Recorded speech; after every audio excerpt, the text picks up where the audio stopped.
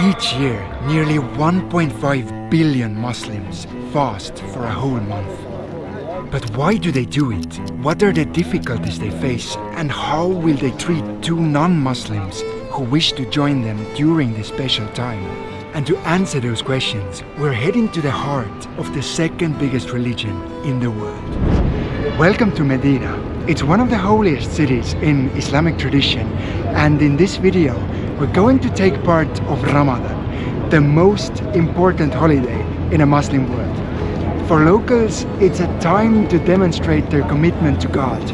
For us, an opportunity to show our commitment to learning about other cultures, as well as including you in a tradition that very few outsiders ever get to see. So let's start from the very beginning. Our adventure this time starts at the early hour of the day. So, to an outsider, Ramadan probably means a fast. And the most known characteristic is that Muslims in this time don't eat from sunrise to sunset.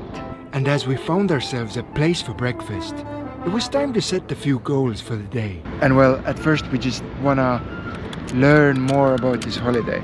So we are also gonna fast. And more than this, we will try to figure out what is the importance of this place.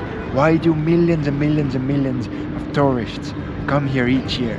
We knew it was going to be hard. And the country has very, very high midday temperatures. They can go up to like 35, 40. But there was also no room for mistakes. So what happens if you do eat during the day in a public place in Saudi Arabia? It's a crime. So you can go straight to jail, get a heavy fine, or be deported. And so, not really knowing what to expect, we began our journey near the famous Said al-Shuba Mosque, where surprisingly, a lady tried to sell us bird seeds.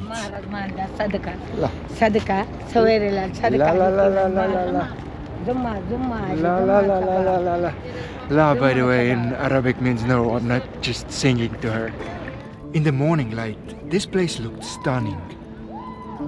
Thousands of birds in the air, hundreds of people anxiously waiting for the sun to rise. There's not too many places in the world that are so busy and lively already before sunrise. Everyone we encountered seemed happy and welcoming. Thank you, brother. How are you? Alhamdulillah. And the joy was infectious. Such a magical morning.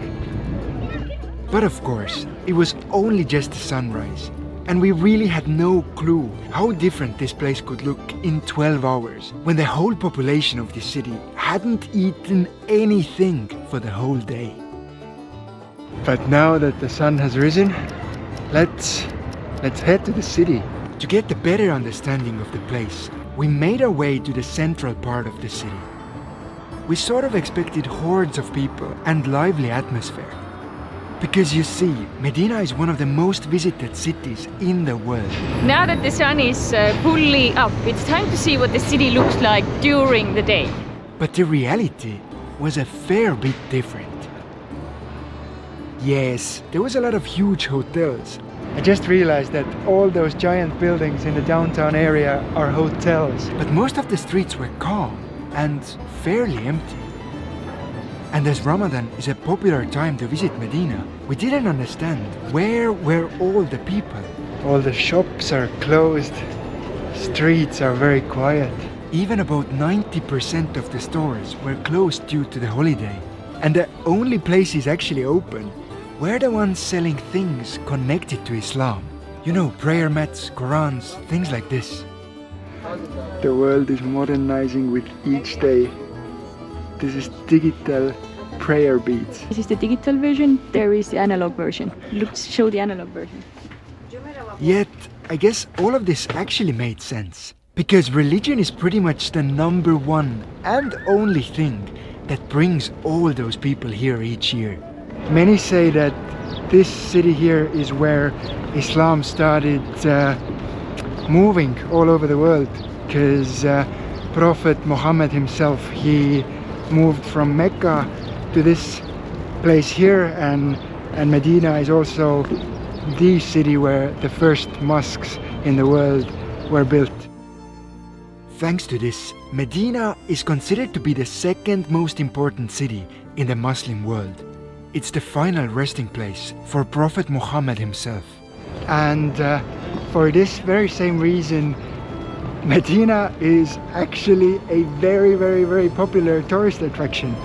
And not only is it famous, but it also has a special connection to God. One prayer here is supposed to have a value of 1,000 prayers compared to anywhere else in the world. So it's like you come here for a month and you never have to pray again? Not really. It's just the value is higher, that you've done more good, you're closer to God. As we saw a few people on the streets, it became clear that this city sees tourists from all over the world. You can see that some people are from Indonesia, some people are from Oman, Saudis, Pakistanis. Although they're all Muslim, they have a little bit different clothes, and you can see it everywhere in the street view. It took us a few hours to understand that sightseeing as we knew it is not a huge thing in this city. It's not a place where people come to have fun. It's a place of worship. It's a place to be closer to God. And so to learn more about Ramadan and to understand why all of those people refuse to eat, we headed towards Medina's most famous landmark. And on the way there, at least one of our questions got an answer. Now we clearly knew where all the people were. Suddenly there was thousands of strangers all around us, rushing towards one specific place. So this behind me here is Prophet's Mosque. It's one of the most important mosques in the whole Islamic tradition, and it's the final resting place of Prophet Muhammad. Yet for us there was a problem. The problem is that it's only allowed for Muslims. So me and Liisu are not going to be able to go in there. For a moment we felt truly left out. Almost like we were swimming against the current. And it became obvious why so few non-Muslims ever come here. I feel that on today's adventure I'm really sticking out like a sore thumb. Liisu at least has hijab. She can be mistaken for a Muslim, but I, with my regular clothes, I feel I'm so out of place. We wanted to learn, ask questions, but how if we couldn't even enter the place where everybody else was going? Well, and it wasn't really helping that by now, even the sun wasn't on our side anymore. We're around 6 hours into our fast, halfway through, and I'm really starting to feel it. Not the hunger, I'm still pretty full, but my throat is so dry. There's over 30 degrees outside. The air is extremely dry, and also the air pollution levels today are high. Water, glorious water. Can I please have you soon? Water, glorious water. I need you. To hide from the heat, we found an open shopping mall. This is where the cold air blows from. And surprise, surprise, in cooler climates, our Northern European brains work much better. And so we quickly realized that why shouldn't we talk to people who already approach us themselves? Hey, how are you? Yeah, since English-speaking tourists are quite rare here, the plan wasn't perfect. Is Ramadan for you like a happy time or more it's hard? What does Ramadan mean to you? What should everybody else in the world know about Ramadan? What? But still it got us something. Let's come to visit. An invitation to the Prophet's Mosque. I cannot go there. I'm not Muslim. The fence around it, I cannot go in there. No, let's you can go. Ah. Come on. Yeah? Yeah. We were hesitant. But after our friend made a few calls, we were allowed into the fenced area, but of course not into the mosque itself, which was totally fine by us. It still felt a little strange being here. Oh, and yes, this is the face Liisu does when she's not sure if she's breaking the rules. The place was calm and beautiful. Thousands of people were sitting on the carpets, talking, napping, and reading the Quran. A certain sort of tranquility could be felt in everyone's movements. Yet in my mind, Prophet's Mosque will always be the location where I truly understood the meaning of Ramadan, and perhaps even Islam itself. We talked with many kind strangers, and you know what? In a matter of seconds, it became clear that this holiday is about much more than just fasting. Ramadan have special. This is special God gifted. No one feel hunger, no one feel any problem. Even 4 years a child keep fasting. If you are a Muslim and if you are fasting, you should avoid all the things: cheating, backbiting, telling lies, disputing, fighting, or doing anything wrong to the humanity. To simplify, it's a time to act like the perfect version of yourself, by doing good to others, by not fighting or arguing. And of course, part of it is also not falling into temptation, which is where the fasting part becomes important. This 1 month is the practice for the coming 11 months. When you can avoid just food, when you can avoid backbiting, when you can avoid bad things, that means this is a training program. It's just 1 month training program for the coming rest 11 months. A whole month each year to remind themselves what kind of person they really want to be. How to, keep yourself away from bad things by learning this one complete month. And although I'm not a religious man myself, then still the idea of dedicating 30 days each year to be a better version of ourselves truly seems like something everyone could benefit from. We left the mosque with good mood and elevated spirits. I feel like we really needed to have this conversation to actually understand the atmosphere and the people who have come here. But little did we know that the hard part of the day was just beginning. I really don't know what's gonna happen in a few hours' time when there's gonna be 1 million hungry people who haven't had a sip of water to drink all around us. It had now been hours since the last time we had a drink. Eating part, not that hard, but please give me a water to drink. And with every passing minute, it started to show. It's just like it's stuck shut like glued. Show me your lips. Is it bad? Yeah. Her lips are starting to have the first cracks on it. Are you eating your lips? It's haram. Stop eating your lips. So thirsty.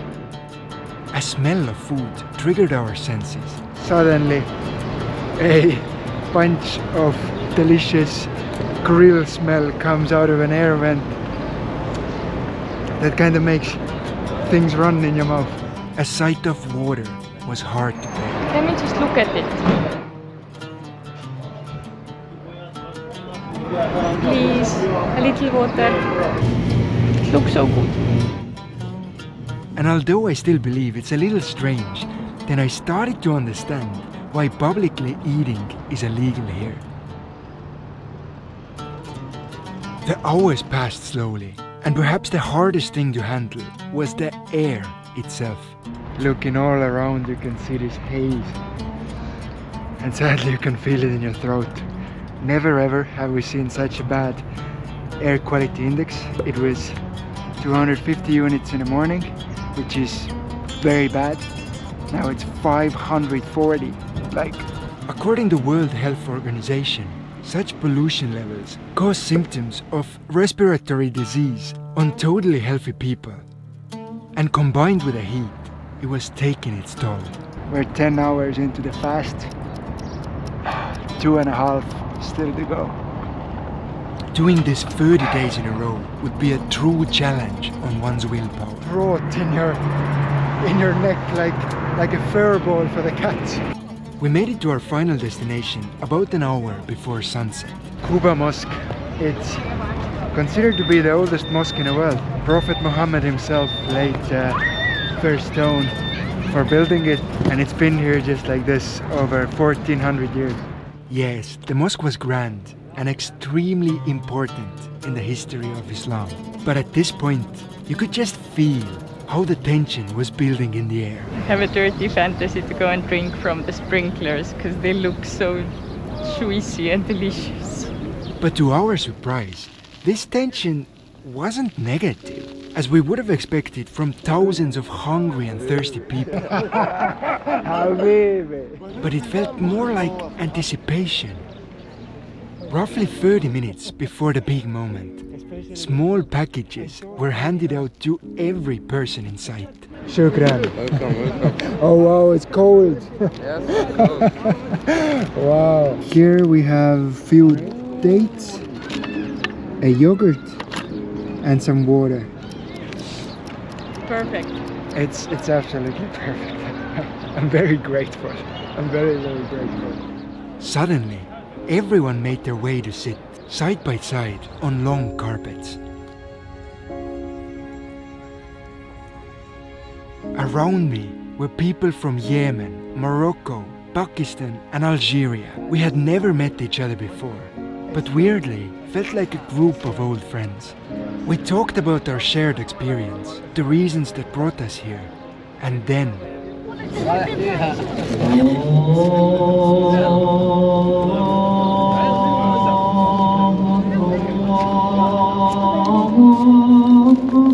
that was the signal. Yet instead of devouring what was in front of them, the men started sharing. Every small item they had brought from home belonged to the whole group. A moment of shared suffering had transformed itself into kindness.